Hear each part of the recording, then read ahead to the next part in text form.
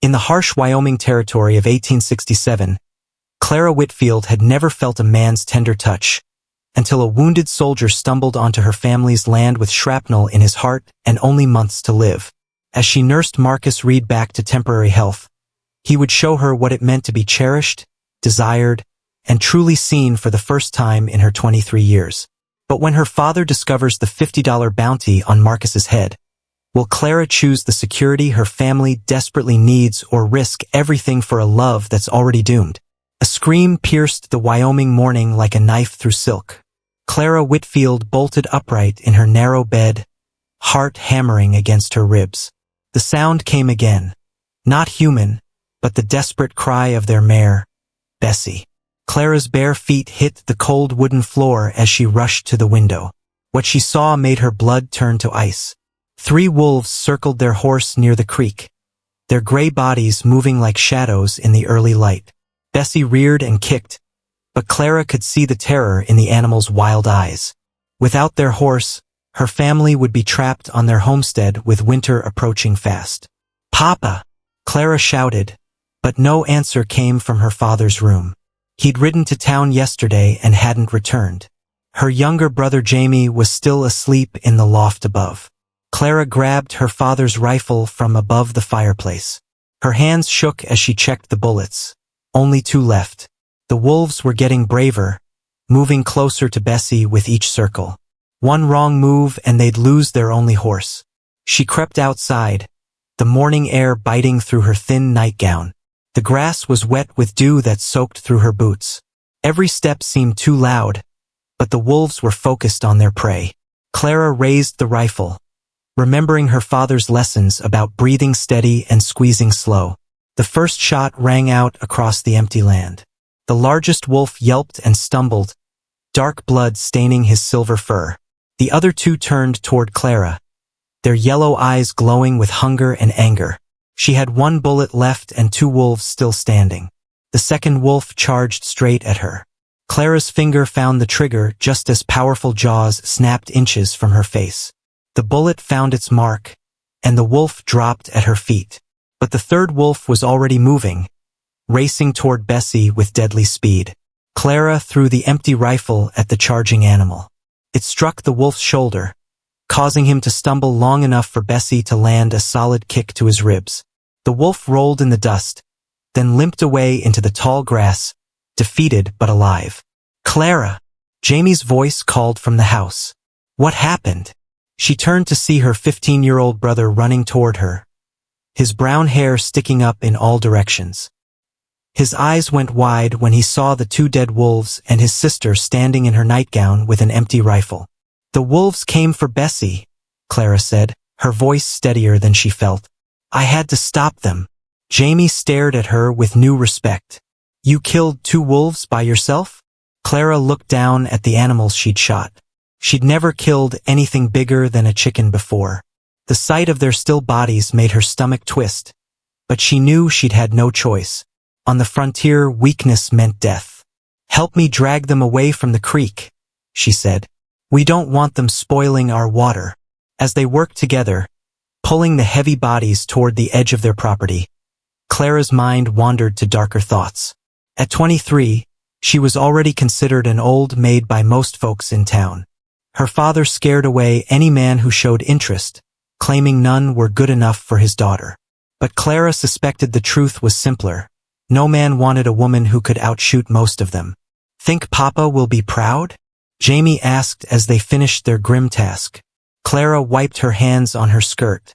"Papa will be glad we saved Bessie." But even as she spoke, Clara wondered if her father would see her actions as brave or just another sign that she was too wild, too independent for any decent man to want. She'd grown up hearing whispers in town about the Whitfield girl who could handle a rifle better than most men, who spoke her mind when ladies should stay quiet, who remained unmarried while younger girls found husbands. The sun climbed higher, painting the grassland gold and green. Clara watched a hawk circle overhead, hunting for prey in the endless sky. Sometimes she felt like that hawk, always searching, always alone, always hungry for something she couldn't name.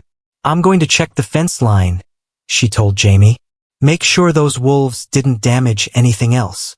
walking the border of their property. Clara let her thoughts drift to the life she'd never have. She'd never known the touch of a man's hand or the sweetness of a first kiss. At night, when the wind howled across the prairie, she sometimes imagined what it would feel like to have someone hold her close and whisper that she was beautiful, wanted, loved. But those were foolish dreams for a girl like her. In the Wyoming Territory of 1867, a woman needed to be practical above all else. Love was a luxury she couldn't afford. The stranger's horse appeared first, a dark shape wavering in the heat like a mirage. Clara shaded her eyes with her hand, watching the rider approach their homestead. Something was wrong with the way he sat in the saddle, too still, too tilted to one side. As he drew closer, she could see the blue of a Union Army uniform and the dark stains spreading across his chest. "Jamie!" she called to her brother, who was mending fence near the barn. "Fetch the water bucket. Quick!" The soldier's horse stopped at their gate, as if the animal knew its rider needed help. The man swayed dangerously, his face pale as winter snow. Clara ran to his side just as he began to fall from the saddle. His weight nearly knocked her to the ground, but she managed to catch him and ease his fall. Up close, she could see he was young, maybe her own age, with light brown hair and a face that would have been handsome if not twisted with pain. Blood seeped through his torn uniform, and his breathing came in short, sharp gasps. "Sir? Can you hear me?" Clara knelt in the dust beside him, her hands hovering over his wounds. She'd never tended anything worse than Jamie's scraped knees or her father's cut fingers. The soldier's eyes fluttered open, gray as storm clouds, but clear and aware. "Water," he whispered, his voice barely audible. Jamie arrived with the bucket, his eyes wide with shock. "Is he gonna die?" "Not if I can help it," Clara said, though she had no idea how to keep such a promise. She dipped her handkerchief in the cool water and pressed it to the stranger's lips. He drank greedily, water running down his chin and mixing with the dust on his face. "Thank you," he managed to say. I'm Marcus Reed. Clara Whitfield. This is my brother Jamie." She studied the blood on his uniform. "What happened to you?" Marcus tried to sit up but fell back with a groan. "Fever took me 3 days ago. Been riding since then, but I don't remember much. Just knew I had to keep moving." Clara's heart raced. 3 days without proper food or care would weaken any man, but Marcus looked like he'd been through much worse than fever. There were old scars on his hands and a haunted look in his gray eyes that spoke of battles fought and friends lost. "We need to get you inside," she said. "Jamie, help me lift him." "Should we?" Jamie whispered. "Papa said never to trust strangers, especially soldiers." Clara looked down at Marcus, who had closed his eyes but was still breathing. His face was young and kind, not hard like the men who sometimes rode through looking for trouble. Besides, what choice did she have? She couldn't leave a wounded man to die on their property. "Papa isn't here," she said firmly, "and this man needs help." Together, Clara and Jamie managed to get Marcus to the small room off the kitchen that they used for storage. Clara cleared space on the old bed while Jamie fetched more water and clean rags. Marcus drifted in and out of consciousness as Clara carefully cleaned his wounds. The bullet had passed through his shoulder, leaving a clean hole that was already trying to heal. But infection had set in around the edges, and his skin burned with fever. Clara had watched her mother tend the sick before she died 5 years ago, but she'd never been responsible for saving a life before. "The fever's bad," she told Jamie quietly. "We'll need to cool him down and keep the wound clean.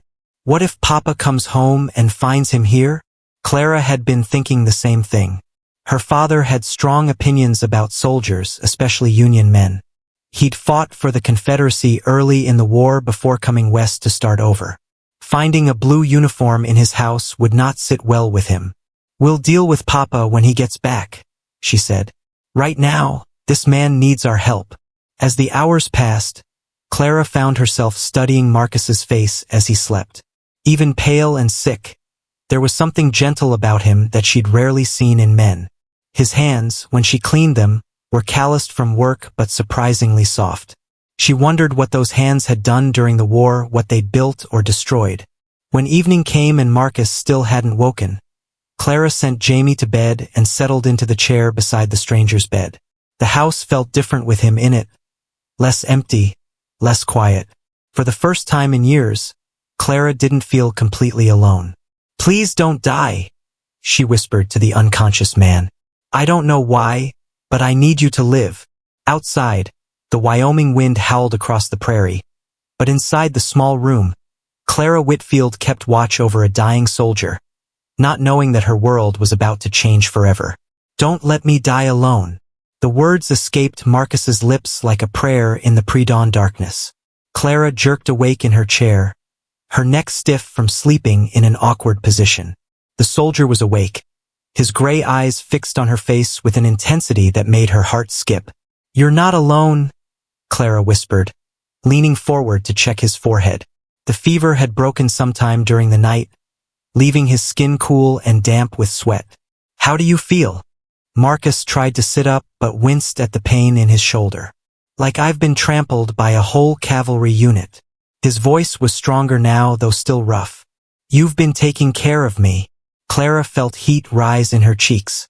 She wasn't used to having a man look at her so directly, especially not while she sat in her wrinkled dress with her hair falling loose around her shoulders. "I couldn't just let you die on our doorstep.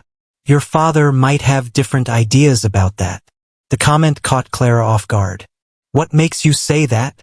Marcus's eyes grew distant. "I've learned to read people quickly in my line of work. Your brother mentioned your father doesn't trust strangers, especially soldiers.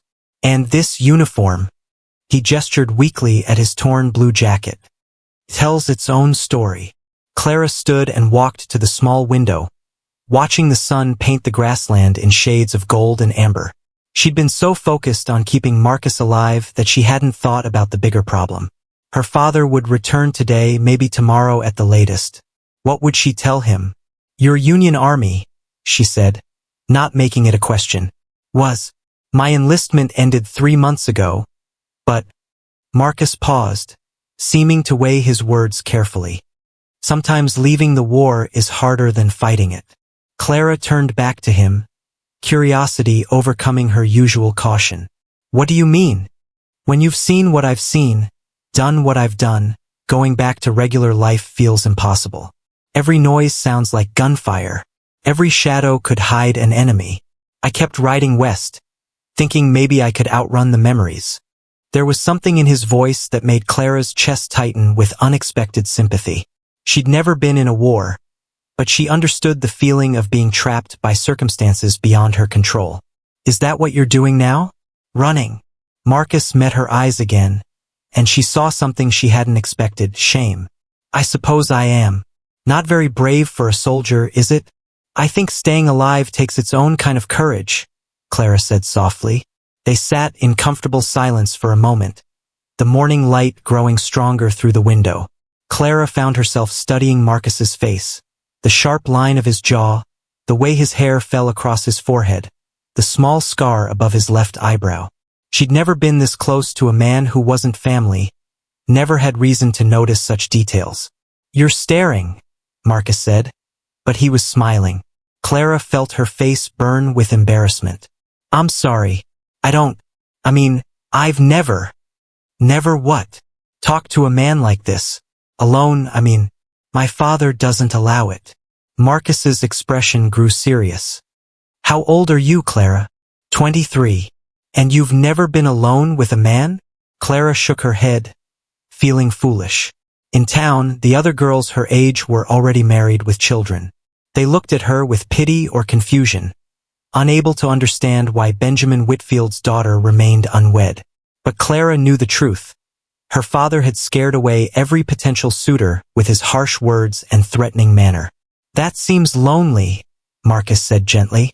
The simple statement hit Clara harder than any insult ever had. She turned away, pretending to busy herself with straightening the already neat room.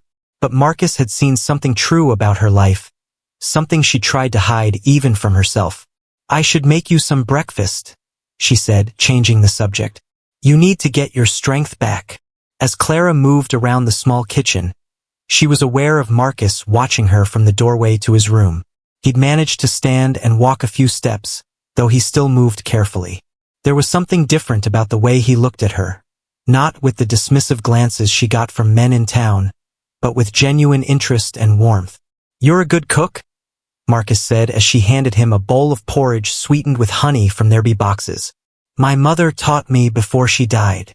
Clara sat across from him at the kitchen table, the morning light streaming through the window between them. She said cooking was one way a woman could show love. "Is that what you believe?" Clara considered the question. "I think there are many ways to show love. Cooking is just one of them. What are the others?" The question was innocent enough, but something in Marcus's tone made Clara's pulse quicken. She found herself thinking about the way she'd stayed awake all night watching over him, the care she'd taken cleaning his wounds, the relief she'd felt when his fever broke. "Staying when it would be easier to leave," she said finally. "Seeing the good in someone when others see only the bad. Believing in someone when they don't believe in themselves." Marcus set down his spoon and looked at her with an expression she couldn't quite read. "You're not what I expected to find in the middle of nowhere, Clara Whitfield. What did you expect? Hard people, closed hearts, folks who'd mind their own business and expect others to do the same." He paused. "Instead, I found someone who risks her own safety to save a stranger." Clara felt something flutter in her chest, a feeling she'd never experienced before. It was warm and frightening and wonderful all at once. "Maybe you just bring out the best in people. Or maybe," Marcus said quietly, "you're the kind of person who has goodness to spare." The sound of horse hooves in the distance broke the spell between them. Clara jumped up and ran to the window, her heart sinking as she recognized her father's distinctive black gelding approaching at a steady trot. "He's back," she said, panic creeping into her voice. Marcus struggled to stand. "I should go. I don't want to cause trouble for you and your brother." "You can barely walk." Clara rushed to his side as he swayed on his feet. "Besides, it's too late. He's already seen your horse." Through the window, Clara watched her father dismount and examine Marcus's mare, his weathered face growing dark with suspicion. Benjamin Whitfield was a big man with hands like sledgehammers and a temper that could flash like summer lightning. He'd built their homestead with those hands, fought off claim jumpers and wild animals, and raised 2 children alone after his wife's death. But Clara had never seen him show mercy to anyone he considered a threat to his family. "Whatever happens," she said to Marcus, "let me do the talking." The front door opened with a bang that rattled the windows. "Clara, get out here. Now. I want this man off my property in 10 minutes, or I'll put him off myself." Benjamin Whitfield's voice boomed through the house like thunder, making the dishes rattle on their shelves. Clara stepped protectively in front of Marcus, who had managed to stand despite the obvious pain it caused him. Her father filled the doorway, all 6 feet and 200 pounds of him, his weathered face dark with anger. "Papa, he's hurt," Clara said, keeping her voice steady despite the fear racing through her veins. "He needs time to heal. He needs to find somewhere else to do it." Benjamin's cold blue eyes fixed on Marcus's uniform. "I don't harbor enemy soldiers under my roof. The war's over, Papa. It's been over for 2 years. Not for me, it isn't." Benjamin stepped closer, and Clara could smell the whiskey on his breath. He'd been drinking at Murphy's saloon in town, never a good sign. "You see this scar?" He rolled up his sleeve to show the puckered white line that ran from his wrist to his elbow. "Union Bullet did that at Bull Run. Nearly bled to death in a field while boys in blue uniforms rode right past me." Marcus stepped forward, ignoring Clara's warning look. "I'm sorry for what happened to you, sir. War brings out the worst in all of us. Don't you dare apologize to me, boy." Benjamin's hand moved to the gun at his hip. "Your kind killed my friends, burned my home in Virginia, drove me out here to start over with nothing." Clara's heart pounded as she watched her father's fingers drum against his holster. She'd seen him draw that gun before. He was fast, deadly accurate, and had no patience for men who crossed him. Marcus was still weak from fever and blood loss. He wouldn't stand a chance if this turned violent. He saved our horse from wolves. Jamie's voice piped up from the kitchen doorway. Clara's younger brother stepped into the room, his chin raised defiantly despite the tremor in his voice. While you were gone drinking, Clara had to fight off 3 wolves by herself.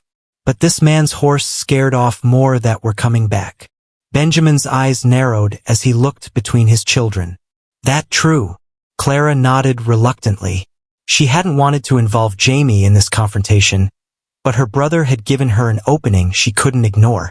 Marcus's mare spooked a whole pack that was circling back around yesterday evening. If she hadn't been here, we might have lost Bessie and the chickens too. So now you're on a first-name basis with enemy soldiers? The accusation hung in the air like smoke from a gun barrel. Clara felt heat rise in her cheeks, but she refused to back down. His name is Marcus Reed. He's a person, not just a uniform. He's a stranger who could slit all our throats while we sleep. Look at him, Papa. Clara gestured toward Marcus, who was leaning against the doorframe for support. He can barely stand up. He's not a threat to anyone. Benjamin studied Marcus with the calculating look of a man who'd learned to judge threats quickly on the frontier. After a long moment, he seemed to reach some internal decision. You got 3 days to get strong enough to ride. After that, you're gone whether you can sit a horse or not. Clara felt a mixture of relief and dread wash over her. 3 days wasn't long enough for Marcus to fully recover, but it was better than having him thrown out immediately. Thank you, Papa. Don't thank me yet. Benjamin's voice was cold as winter wind. He sleeps in the barn, not the house. He doesn't talk to you unless it's necessary. And if I catch him so much as looking at you the wrong way, I'll put a bullet in him myself. Marcus straightened despite the obvious pain it caused. I understand, sir, and I'm grateful for your hospitality. It ain't hospitality. It's Christian duty, nothing more. Benjamin turned toward the door, then paused. Clara, I need to talk to you. Outside. Clara's stomach dropped, but she followed her father onto the front porch. The morning air was crisp and clean, carrying the scent of sage and distant rain. Benjamin leaned against the porch railing, his bulk making the wood creak under his weight. You getting ideas about that boy? He asked without looking at her. I don't know what you mean. Don't lie to me, girl. I see how you look at him. Like he's some kind of hero instead of a broken-down soldier with nowhere else to go. Clara wrapped her arms around herself, suddenly cold despite the warm morning sun. I was just trying to help someone who needed it. Help, sure. But there's help and then there's something else entirely. Benjamin finally turned to face her, his expression softer but still stern. You're 23 years old, Clara. I know you think that makes you a spinster, but there's still time for you to find a good man. A local man who can provide for you proper. Like who? The words came out more bitter than Clara intended. Every man in the county either drinks too much, gambles away his money, or already has a wife. The ones who don't have all 3 problems are looking for girls half my age. There's Martin Webb. He's been asking about you. Clara couldn't hide her disgust. Martin Webb is 45 years old and has buried 2 wives already. People say he worked them both to death on that dirt farm of his. People say a lot of things. Doesn't make them true. But it doesn't make them false either. Clara took a deep breath, trying to organize her thoughts. Papa, I know you want what's best for me, but I can't marry a man just because he's available. There has to be something more. More like what? Pretty words and romantic notions. Benjamin shook his head. That soldier in there might seem charming now, but what happens when his money runs out? When the reality of frontier life wears down all those fine manners? You think he'll stick around when things get hard? Clara wanted to argue, but she couldn't. She barely knew Marcus Reed, despite the strange connection she felt to him. For all she knew, he was exactly the kind of man her father described. Charming on the surface but unreliable when it mattered. I'm not asking you to marry anyone, she said finally. I just want the chance to make my own choices. Benjamin was quiet for a long moment, staring out at the endless grassland that surrounded their small homestead. When he spoke again, his voice was tired. Your mother used to say the same thing. She was headstrong like you, convinced she knew better than everyone else about matters of the heart. And did she? No better, I mean, she married me, didn't she? Benjamin's smile was brief but genuine. Took me years to convince her I was worth the risk. By then, I was so crazy about her I would have done anything to make her happy. Clara felt a sudden ache in her chest. Her parents had loved each other deeply, but that love had died with her mother 5 years ago. Since then, her father had become harder, more suspicious of the world and everyone in it. Maybe that's what I want too, she said softly. Someone who thinks I'm worth the risk. Benjamin's expression darkened again. And you think you'll find that with a drifter who showed up half dead on our doorstep? Before Clara could answer, the sound of gunshots echoed across the prairie. Both she and her father spun toward the noise, which seemed to be coming from the direction of town. In the distance, Clara could see a cloud of dust rising against the clear blue sky. That's coming from Murphy's place, Benjamin said, his hand automatically moving to his gun. Could be trouble. As they watched, a lone rider appeared on the horizon, racing toward their homestead at full gallop. Even from a distance, Clara could see the man was leaning low in his saddle, pushing his horse hard.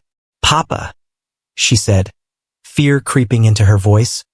What if they're looking for Marcus? Benjamin's jaw tightened. Then we're about to find out just how much trouble your good deed has brought down on us. They're looking for a deserter with a $50 bounty on his head. The rider's horse skidded to a stop in front of their porch, foam flying from its mouth. Clara recognized Billy Murphy, the saloon keeper's youngest son, his freckled face flushed with excitement and fear. He couldn't be more than 16, but he sat his horse like he'd been riding all his life. What deserter? Benjamin stepped forward, his voice carefully neutral. Union soldier named Marcus Reed. Billy's words tumbled out in a rush. Sheriff got a telegram this morning from Fort Collins. Says he walked away from his post 3 months ago and they want him back. Dead or alive. Clara felt the blood drain from her face. Behind her, she heard the front door creak open. Marcus had been listening. She turned to see him standing in the doorway, his face pale but determined. The gray eyes that had seemed so gentle now held the hard edge of a man who'd made a difficult decision. $50 is a lot of money, Marcus said quietly. Billy's eyes went wide when he spotted the blue uniform. Holy cow! You're him, aren't you? You're Marcus Reed. Billy! Benjamin's voice cut through the boy's excitement like a blade.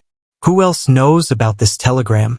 Well, Sheriff Murphy read it out loud at the saloon. And then Mrs. Henderson was there, and you know how she talks. Probably half the county knows by now. Billy looked back and forth between Benjamin and Marcus, suddenly understanding the situation he'd stumbled into. Mr. Whitfield, you harboring a deserter? Clara stepped forward before her father could answer. Marcus is our guest. He helped us with some wolves that were threatening our livestock. But the sheriff said, I don't care what the sheriff said. Benjamin's voice carried the authority of a man who'd carved his place in this harsh land through sheer determination. A man's business on his own property is his own concern. Billy swallowed hard, clearly torn between respect for Benjamin Whitfield and the excitement of being part of something important. I'm supposed to ride to all the homesteads and spread the word. Sheriff's organizing a search party. Then you'd better get riding, Benjamin said. Daylight's burning. After Billy galloped away, an uncomfortable silence settled over the 3 adults. Clara could feel the weight of unspoken words hanging in the air like storm clouds. Marcus leaned against the doorframe, his strength clearly fading from the brief confrontation. You should have told me, Benjamin said finally, his voice dangerously quiet. Marcus straightened despite the obvious pain it caused.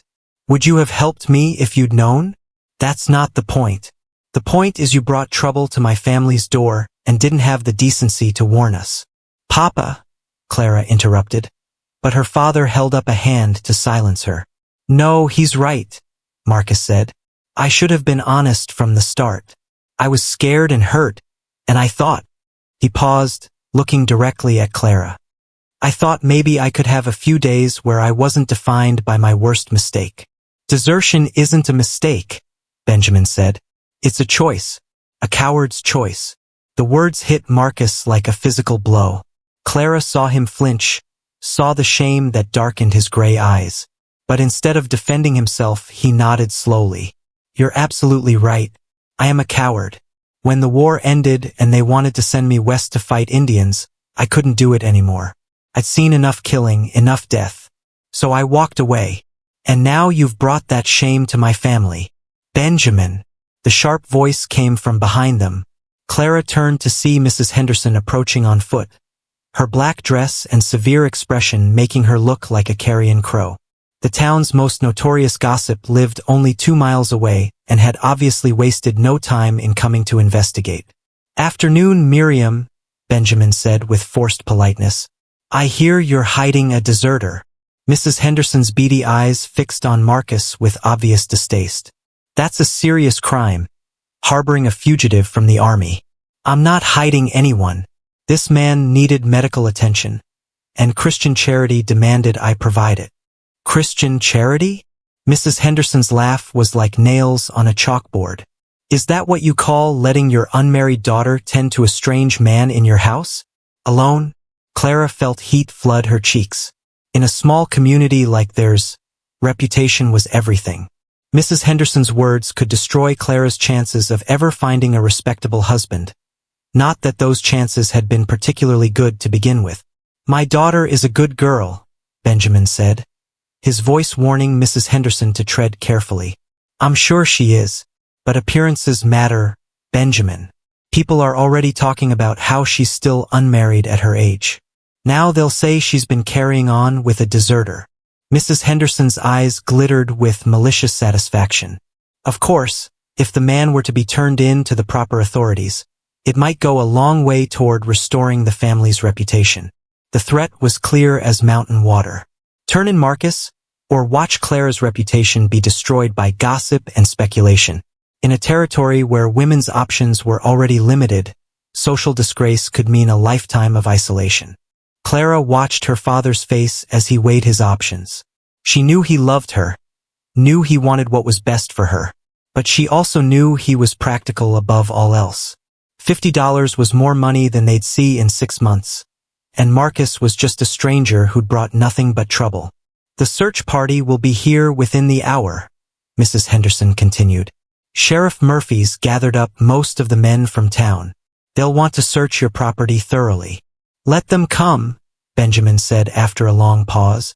I've got nothing to hide. Mrs. Henderson smiled coldly. I'm sure you don't, but accidents happen during searches. Sometimes fugitives get hurt trying to escape. Sometimes they don't survive the attempt. The woman's meaning was crystal clear. If Marcus was found here, he might not live to face a military tribunal. Frontier justice was swift and often brutal, especially when money was involved. I think it's time for you to leave, Miriam, Benjamin said. Of course.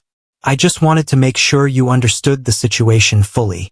Mrs. Henderson gathered her skirts and turned to go, then paused. Oh, and Benjamin? The sheriff asked me to remind everyone that interfering with the capture of a fugitive is also a crime, punishable by imprisonment. After she left, the three of them stood in silence for several minutes. Clara could hear her own heartbeat pounding in her ears, could feel the weight of impossible choices pressing down on all of them. I have to go, Marcus said finally. I won't let you risk your family for me. You can barely sit a horse, Clara protested. Then I'll walk. I got this far on foot. I can keep going. Benjamin studied Marcus with an unreadable expression. Where would you go? This is open country for miles in every direction. They'll spot you before you make it to the next homestead. I'll figure something out. No, Clara said suddenly, surprising herself with the firmness in her voice. There has to be another way. Both men looked at her with expressions ranging from surprise to concern. Clara felt her pulse quicken as an idea began to form in her mind. Dangerous, possibly foolish, but their only real chance. What if they don't find him here? She said slowly. Clara, her father warned. What are you thinking? I'm thinking about the old root cellar. The one Ma had built behind the house before she died. It's got a hidden entrance, and it's big enough for a man to hide. Benjamin shook his head. Too risky. If they find him, we're all in trouble. But if they don't find him, he lives another day. Maybe long enough to figure out a real plan. Marcus was already shaking his head. I won't let you risk everything for me. You barely know me. Maybe not, Clara admitted. But I know enough. I know you're not the kind of man who deserves to die for making one hard choice in an impossible situation.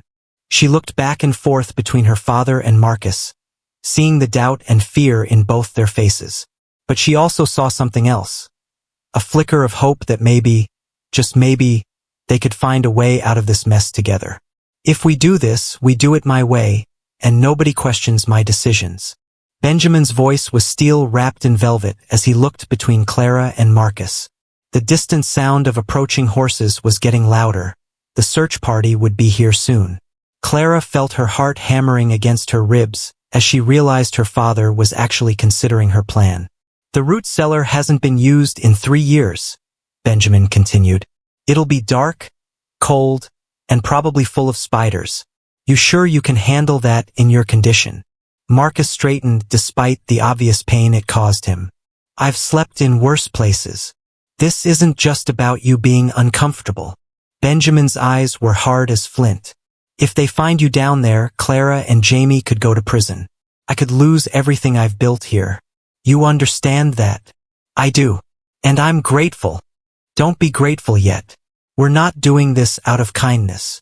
Benjamin's words cut through Marcus's thanks like a knife. We're doing it because $50 isn't worth watching a man get lynched in my front yard.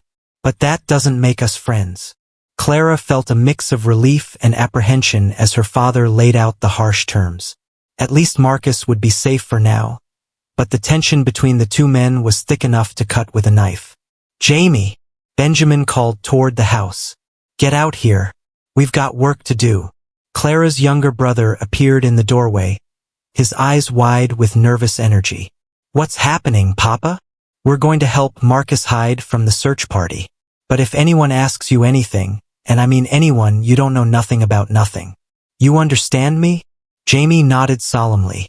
At 15, he was old enough to understand the seriousness of their situation, but young enough to still believe in doing the right thing regardless of the consequences.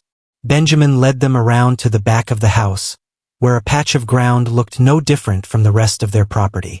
But Clara remembered watching her mother supervise the construction of the hidden cellar 6 years ago, back when Indian raids were still a real threat. Help me move these boards, Benjamin said, kicking aside what looked like scattered debris, but was actually carefully arranged camouflage.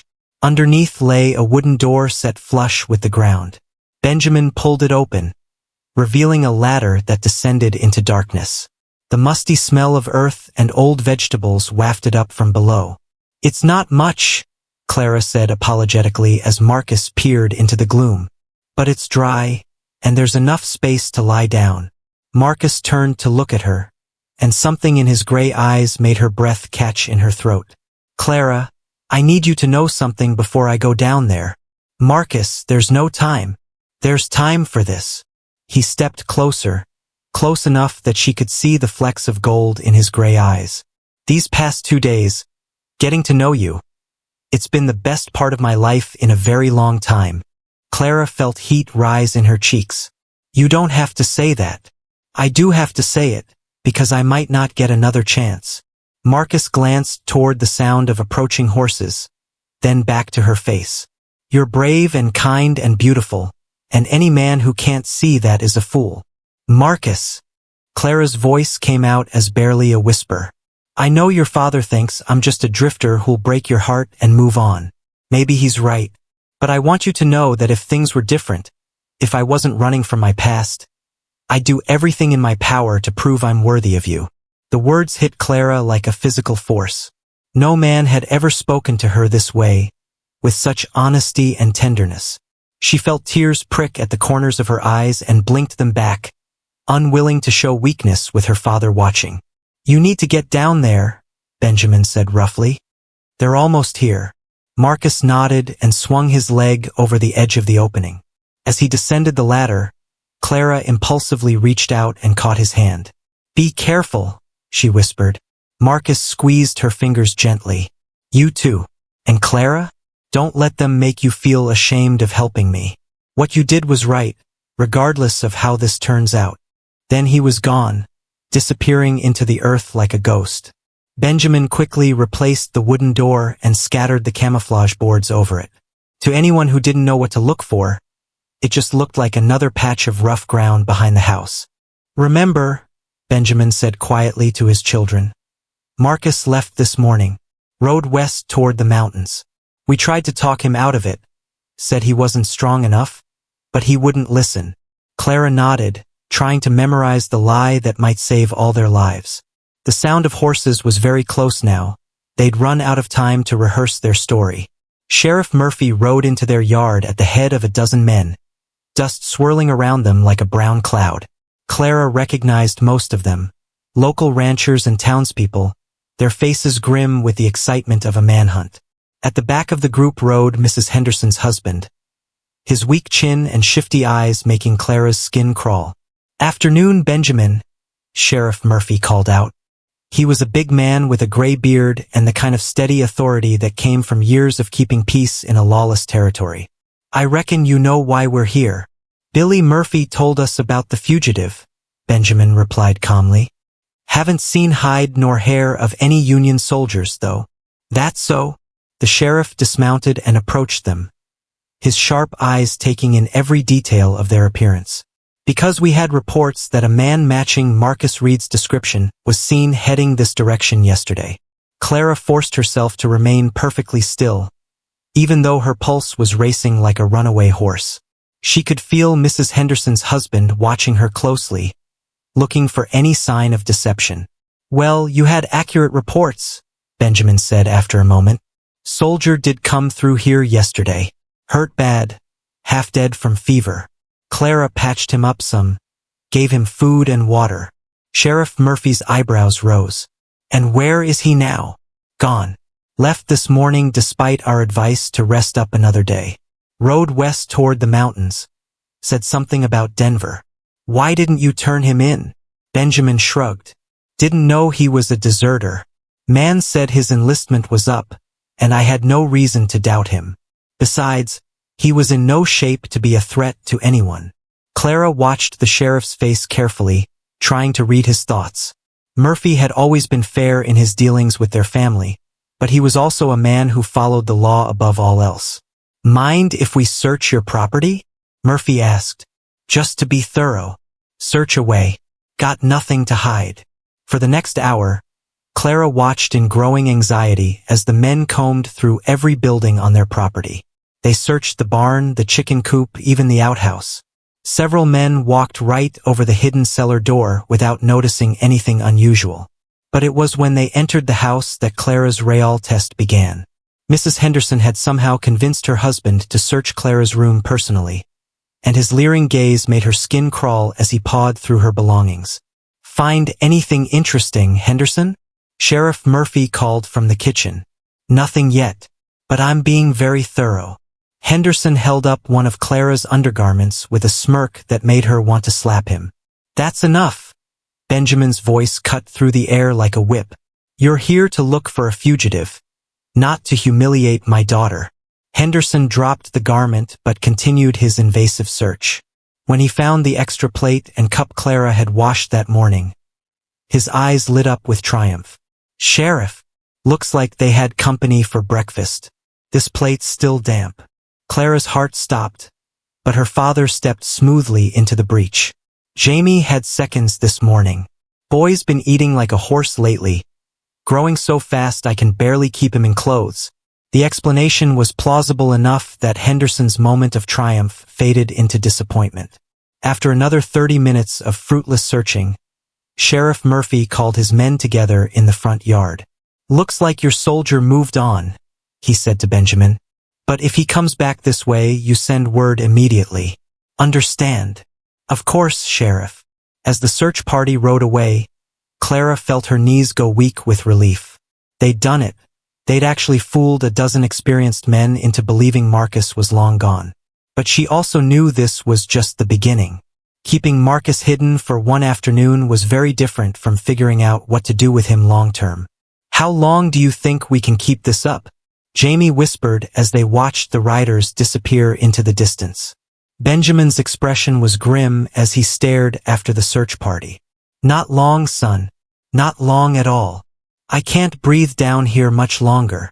Marcus's weak voice drifted up from the root cellar as Clara lifted the wooden door just enough to pass him water and bread. The sun had set hours ago, but she was afraid to let him out yet. The search party might return, or neighbors might be watching their property.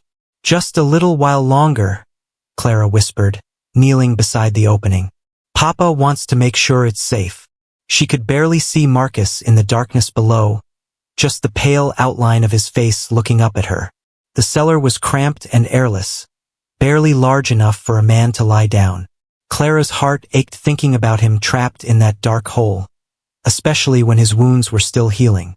"Clara." Marcus's voice was so soft she had to lean closer to hear him. "If something happens to me, I need you to know something. Nothing's going to happen. Listen to me." There was urgency in his tone now. "There's a letter in my jacket pocket. It's for my sister back in Ohio. She thinks I died in the war. If I don't make it out of this, will you send it to her?" Clara felt tears prick her eyes. "You're going to send it yourself. Promise me." The desperation in his voice made her chest tight.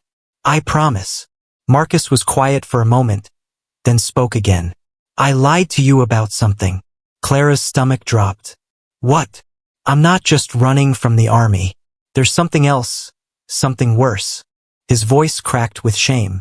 "The night I left my post, I took something that didn't belong to me." "What did you take?" "Army payroll. $200 meant for the soldiers at Fort Collins." The words came out in a rush, as if he'd been holding them inside too long. "I told myself I'd pay it back someday. But the truth is I stole it because I was scared and desperate." Clara's world seemed to tilt sideways. $200 was a fortune, enough to buy a good farm or start a business. It was also enough to get a man hanged for theft. "Where is it now?" she asked quietly. "Hidden in my saddlebags. I've been carrying it around for 3 months, too ashamed to spend it but too scared to give it back." Before Clara could respond, footsteps crunched on the gravel behind her. She spun around to see her father approaching in the moonlight, his face unreadable. "Time to let him out," Benjamin said. "But we need to talk first. All of us." Clara quickly closed the cellar door and helped her father move aside the camouflage. When Marcus finally climbed out, he was shaky and pale, dirt streaking his face and clothes. But his gray eyes were clear as he looked between Clara and her father. "I heard voices," Benjamin said without preamble. "You tell her about the money?" Marcus nodded, shame written across his features. "She deserves to know what kind of man she's been helping." "What kind of man is that?" "A thief. A coward. A man who ran away from his problems instead of facing them." Benjamin studied Marcus for a long moment, his weathered face giving nothing away. Clara held her breath, waiting for her father's judgment. She knew he despised dishonesty above almost everything else. "You're right about one thing," Benjamin said finally. "You are a coward. But not for the reasons you think." Marcus looked confused. "I don't understand." "You're a coward because you're letting other people's opinions define who you are." Benjamin's voice was stern but not unkind. "You made some bad choices, but that doesn't make you a bad man. The question is, what are you going to do about it now?" "I don't know," Marcus admitted. "I've been running for so long. I forgot there might be other options." "Well, you better figure it out quick, because hiding in that hole isn't a long-term solution." Clara watched this exchange with growing amazement. Her father, who'd been ready to throw Marcus off their property just hours ago, was now talking to him like a father talking to a wayward son. "Papa," she said carefully, "what are you thinking?" Benjamin was quiet for a moment, staring up at the star-filled sky. When he spoke, his voice was thoughtful. "I'm thinking about something your mother used to say. She believed people deserved a chance to make things right, even when they'd made terrible mistakes. You're talking about helping him escape? I'm talking about helping him find a way to live with himself. Benjamin looked directly at Marcus. That money you stole, it's eating you alive, isn't it? Marcus nodded miserably. Every day. Then maybe it's time to give it back. Clara felt her heart leap with sudden hope, but Marcus was already shaking his head. I can't go back to the fort. They'll court-martial me, probably hang me. Who says you have to go back yourself? Both Clara and Marcus stared at Benjamin, not understanding his meaning. There are ways to return stolen property without walking into a trap, Benjamin continued. Anonymous ways. Ways that might let a man start over with a clean conscience. Clara began to see where her father's thoughts were leading. You mean send the money back somehow? Without revealing who took it? Something like that. Though it would take some planning, and it wouldn't be without risks. Marcus looked between them with growing amazement. You'd help me do that? Even knowing what I am? Benjamin's expression softened slightly. Son, I've done things in my life I'm not proud of. We all have. The difference between a good man and a bad one isn't whether you make mistakes. It's whether you try to fix them. Clara felt warmth spread through her chest as she listened to her father's words. This was the man her mother had fallen in love with. Stern but fair, harsh but ultimately kind. There's something else we need to discuss, Benjamin continued. Mrs. Henderson isn't going to let this go. She'll be watching our property, looking for any sign that we're hiding something. And if she finds proof, she'll destroy us, Clara finished. She'll try, but Miriam Henderson isn't as clever as she thinks she is. She's also not as well liked in town as she believes. Marcus looked confused. What does that mean? It means, Benjamin said with a slight smile, that sometimes the best way to deal with a gossip is to give her something else to talk about. Martin Webb is coming to court you tomorrow, and you're going to say yes. Clara nearly dropped the breakfast plate she was carrying when her father made this announcement the next morning. Marcus, who was eating at their kitchen table after spending the night in the barn, looked up sharply from his food. Papa, I told you I'm not interested in Martin Webb. This isn't about what you want, Clara. It's about what we need. Benjamin's voice was firm but not unkind. Mrs. Henderson is already spreading rumors about you and Marcus. If she convinces people you've been carrying on with a deserter, your reputation will be ruined forever. Clara set down the plate with shaking hands. So your solution is to marry me off to a man I don't love? My solution is to give the gossips something else to chew on. If you're officially being courted by a respectable local man, it makes Mrs. Henderson's stories seem like the bitter talk of a jealous woman. Marcus pushed his food around his plate, clearly uncomfortable with the conversation. Maybe I should just leave. If I'm gone, there's nothing for people to gossip about. And go where? Benjamin challenged. You're still a wanted man. At least here you have friends. The word friends hung in the air like a peace offering. Clara saw something shift in Marcus's expression. Surprise, gratitude, and something that might have been hope. Besides, Benjamin continued, Clara isn't really going to marry Webb.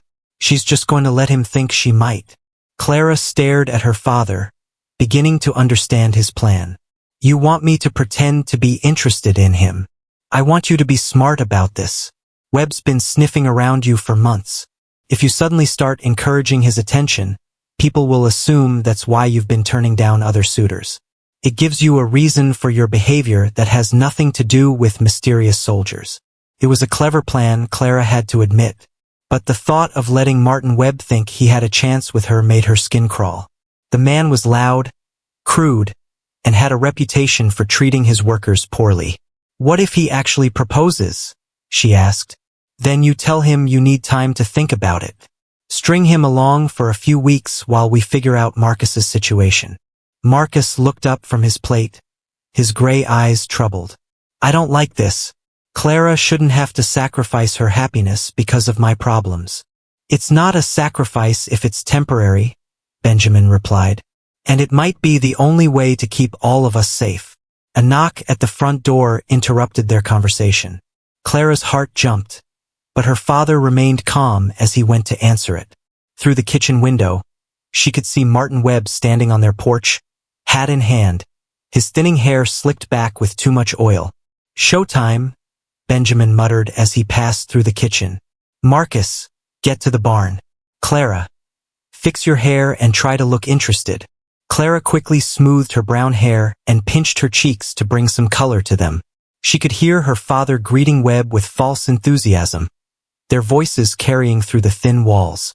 "Martin, good to see you. What brings you out our way?" "Morning, Benjamin. I was hoping to speak with Clara, if that's all right with you." "Of course. She's been looking forward to your visit." Clara nearly choked at the lie, but she forced a smile onto her face as the two men entered the kitchen. Martin Webb was exactly as unpleasant as she remembered, short and stocky with small, calculating eyes and hands that seemed to grab at everything they touched. "Miss Clara." Webb swept off his hat and attempted a bow that looked more like a stumble. "You're looking as pretty as a spring flower." "Thank you, Mr. Webb." Clara kept her voice sweet despite the sour taste in her mouth. "Would you like some coffee?" "That would be mighty fine." As Clara busied herself with the coffee pot, she could feel Webb's eyes following her every movement. It made her feel dirty, like she needed a bath. She tried not to think about Marcus, probably listening to every word from the barn. "I'll leave you two young people to talk," Benjamin said with a meaningful look at Clara. "I've got work to do outside." When they were alone, Webb moved closer to Clara, close enough that she could smell the stale tobacco on his breath. "Your father tells me you might be ready to consider a serious suitor."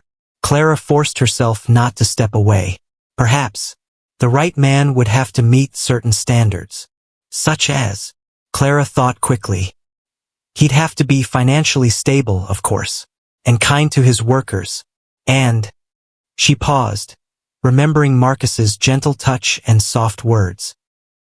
"He'd have to treat a woman like she was precious, not just property." Webb's eyes lit up with greed. "I can give you financial security, Miss Clara. My farm's doing real well and I've got money saved up. As for the other things..." He reached out and grabbed her hand before she could pull away. "I treat you real good. Give you anything you wanted." His grip was too tight, too possessive. Clara felt panic rise in her throat as Webb pulled her closer. This was nothing like the gentle way Marcus had touched her hand, nothing like the respect in his gray eyes. "Mr. Webb, please. Call me Martin. We're going to be much closer soon, I hope." Webb leaned in, clearly intending to kiss her. Clara turned her head away, but he caught her chin with his free hand and forced her to look at him. His small eyes were bright with lust and ownership. "I've been waiting a long time for this, Clara. Your father's finally come to his senses about you needing a husband. Let go of me." Clara's voice was steady despite her racing heart. "Now, don't be shy. I know you want this as much as I do." Webb's mouth was inches from hers when the kitchen door burst open. Marcus stood in the doorway, his face dark with anger and his hands clenched into fists. He was supposed to be hiding in the barn, but Clara had never been so glad to see anyone in her life. "The lady asked you to let go," Marcus said quietly, but there was steel in his voice. Webb spun around, his face flushing red with embarrassment and rage. "Who the hell are you?"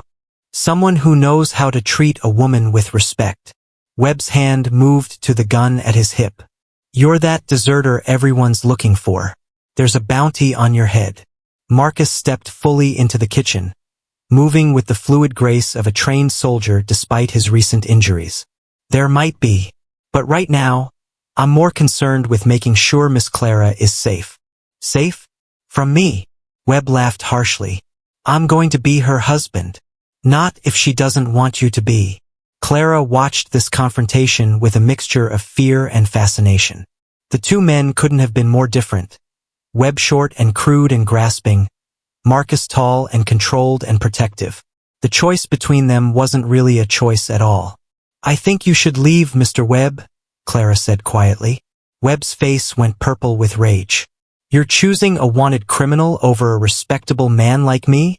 I'm choosing to make my own decisions about my life. Your father won't stand for this." He wants you married to someone who can provide for you. Then perhaps you should discuss it with him, Marcus suggested. But for now, Miss Clara has asked you to leave. Webb looked between them with growing fury, clearly realizing that his carefully laid plans were crumbling. After a moment, he jammed his hat back on his head and stomped toward the door. This isn't over, he snarled. I'll be back with the sheriff. We'll see how brave you are when you're swinging from a rope. After he left, Clara and Marcus stood in the kitchen, neither quite able to believe what had just happened. Clara's hands were shaking with leftover fear and adrenaline. Thank you, she whispered. Marcus moved closer, his eyes full of concern. Did he hurt you? No. But he would have if you hadn't. Clara's voice trailed off as she realized how close Marcus was standing, how his presence made her feel safe and warm and completely different from the way Webb had made her feel. Clara, Marcus said softly, I need you to know something. What? Whatever happens next, whatever trouble I've brought to your family, I don't regret meeting you. These past few days have been the best of my life. Before Clara could respond, Marcus leaned down and pressed his lips gently to hers. The kiss was soft and sweet and nothing like the rough grabbing Webb had attempted. It tasted like hope and possibility and everything Clara had ever dreamed of but never dared to expect. When they broke apart, Clara felt as if the world had fundamentally changed around her. I love you, Marcus whispered against her lips, and Clara, who had never said those words to any man, found her answer without hesitation. I love you too. Papa's going to kill you when he finds out what just happened. Jamie's voice cut through the tender moment between Clara and Marcus like a knife through silk. Both of them sprang apart, Clara's face burning red as she realized her younger brother had witnessed their kiss.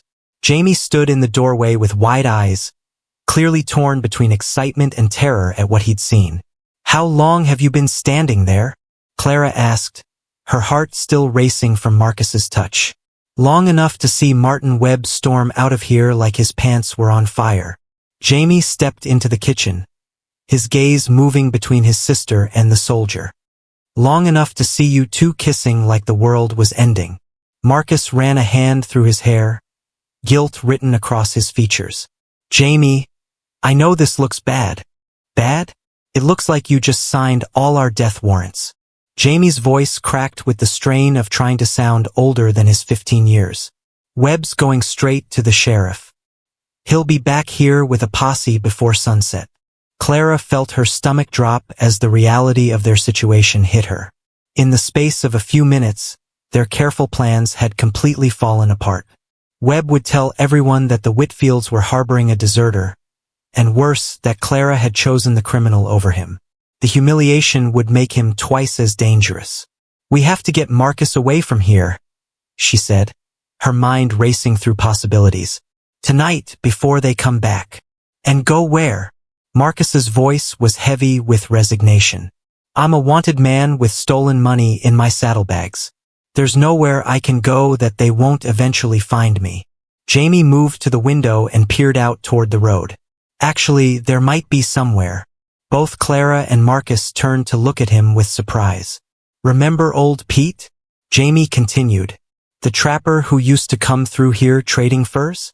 He's got a cabin up in the mountains, maybe 2 days' ride north. Papa helped him out of a jam with claim jumpers a few years back, and Pete said he owed us a favor. Clara's heart leaped with sudden hope. You think he'd hide Marcus? Maybe. Pete doesn't much like the government, and he's too far up in the mountains for regular patrols to bother with. Jamie paused, his young face serious. But it's dangerous country up there. Wolves, bears, early snow. And that's if Marcus can even make the ride in his condition. Marcus straightened, and Clara could see him forcing himself to look stronger than he felt. I can make it, but I won't go alone. What do you mean? Clara asked, though part of her already knew what he was going to say. Come with me. Marcus's gray eyes burned with intensity as he looked at her.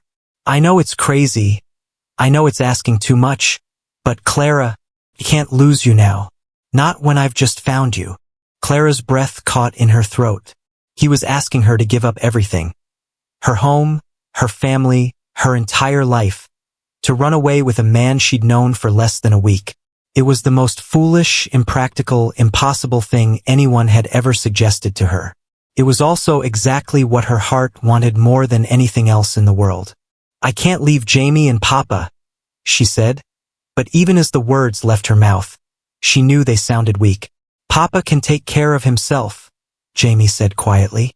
"And I'm not a little boy anymore. I can handle the farm work." Clara stared at her brother in shock. "Jamie, you can't be serious."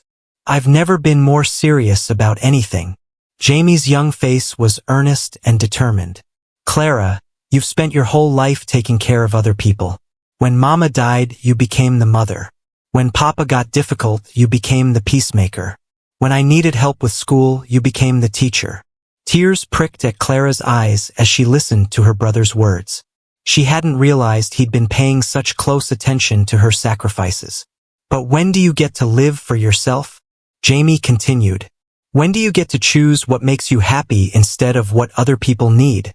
Marcus stepped closer to Clara, his hand finding hers with gentle certainty. "I can't promise you an easy life. I can't even promise you a safe one. But I can promise you'll never have to wonder if you're loved, never have to question your worth." Clara looked around the kitchen that had been her prison and her refuge for so many years.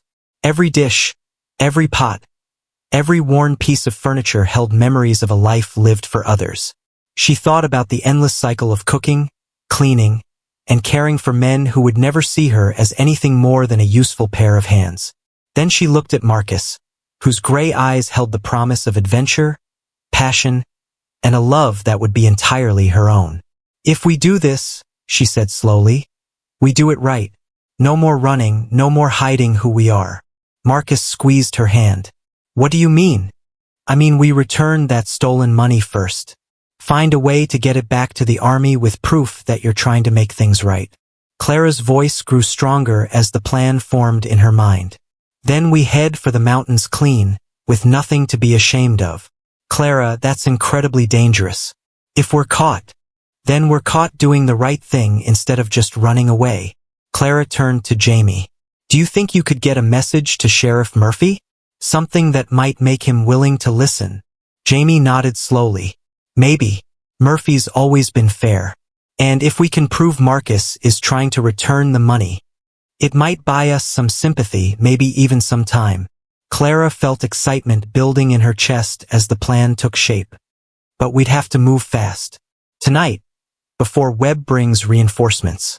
Marcus was shaking his head. "This is too risky.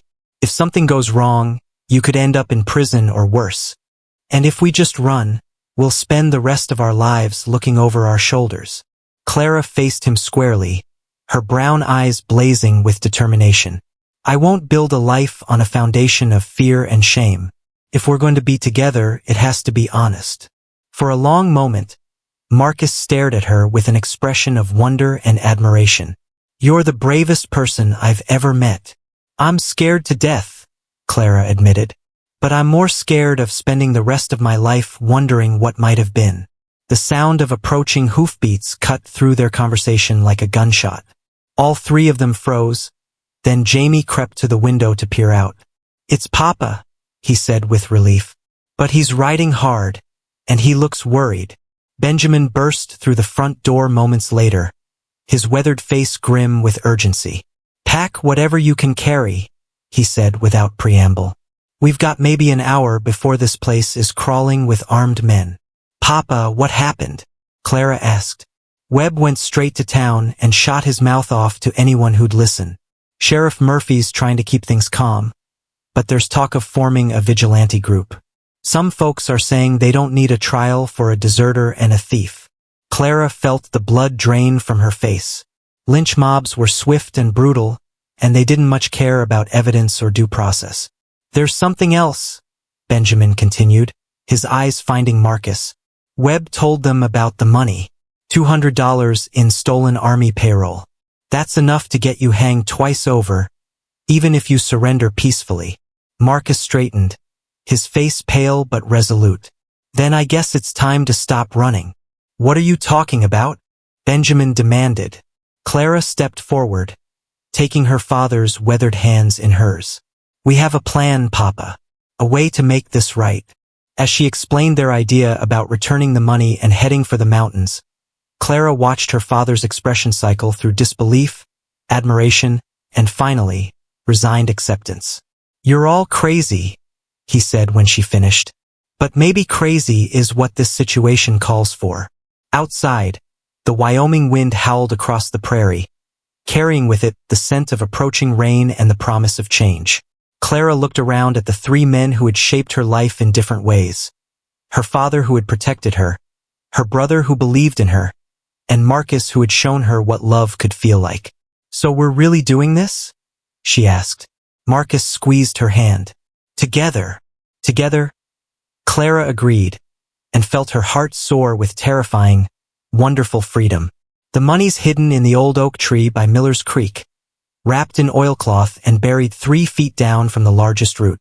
Marcus's confession hung in the evening air as the 4 of them huddled around Benjamin's kitchen table, mapping out their desperate plan. Clara watched her father's face as Marcus revealed the location of the stolen army payroll, seeing respect mix with concern in his weathered features.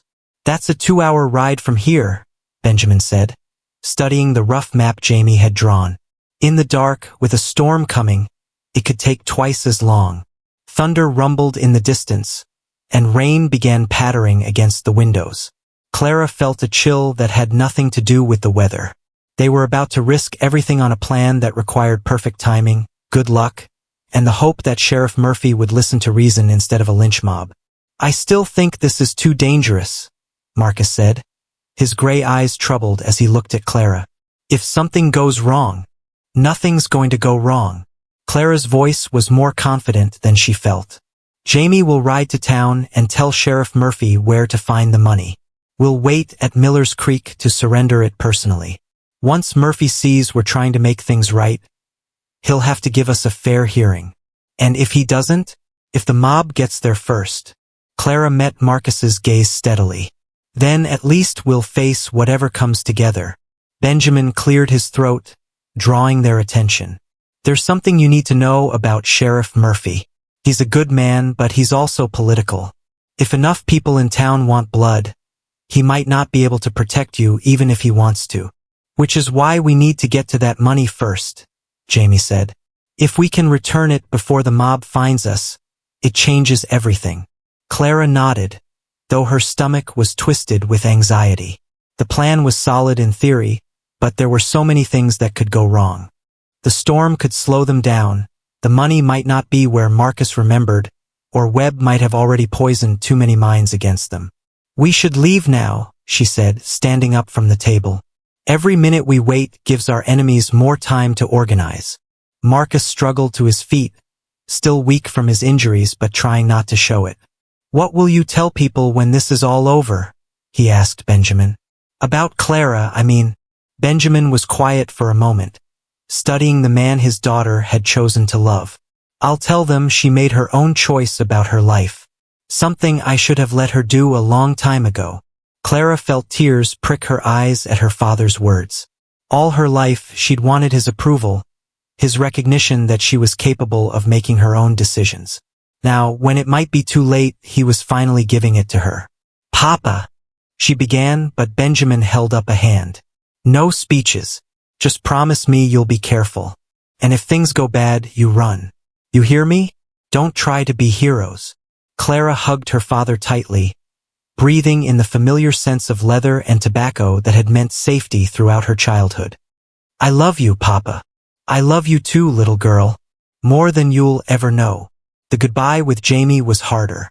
At 15, her brother was trying to be brave, but Clara could see the fear in his young eyes.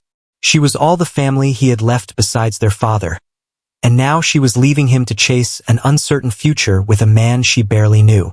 "Take care of Papa," she whispered as she hugged him. "Take care of yourself," Jamie whispered back. "And Clara, I'm proud of you. Mama would be too." The ride to Miller's Creek was treacherous in the darkness and rain. Clara's horse slipped twice on the muddy ground, and Marcus swayed dangerously in his saddle more than once. But they pressed on, driven by the knowledge that their lives depended on reaching the oak tree before their pursuers found them. When they finally reached the creek, Marcus dismounted shakily and began searching for the landmark he'd described. Clara held the horses while he felt around the base of the massive oak tree, his hands muddy and desperate in the darkness. "Here," he said finally, pulling a small shovel from his saddlebags. "Help me dig." Clara knelt beside him in the mud, using her hands to scoop away the wet earth. The rain soaked through her clothes and plastered her hair to her head, but she didn't care. This was the moment that would determine their future, whether they'd be free to build a life together or spend their remaining days as fugitives.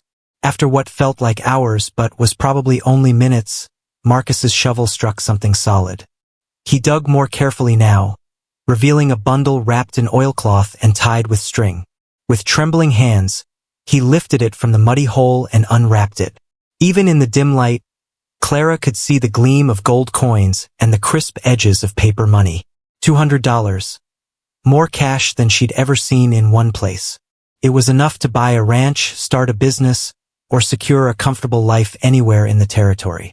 It was also the key to Marcus's redemption or their destruction.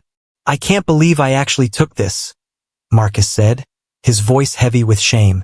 "What kind of man steals from soldiers who've already sacrificed so much?" Clara placed her muddy hand over his. "The kind of man who was desperate and scared, but also the kind of man who's brave enough to try to make it right." The sound of approaching horses cut through the rain-soaked night.